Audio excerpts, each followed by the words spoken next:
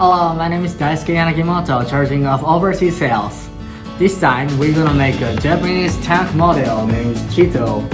We have supplied this plastic model from Finemolds and I cannot tell how appreciate for their cooperation. I'm gonna put their homepage link on our description space, so please have check it if you're looking for any new plastic models.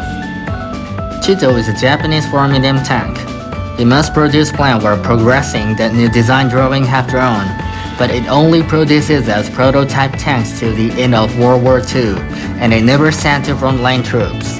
This time we're gonna use this Ultrasonic Cutter Z0-91 model. This model is the standard type of Ultrasonic Cutter overseas series and it's lower cost than the Z0-95 model. First you push this power switch button and the power switch button's lamp will light up. It means this main device is ready.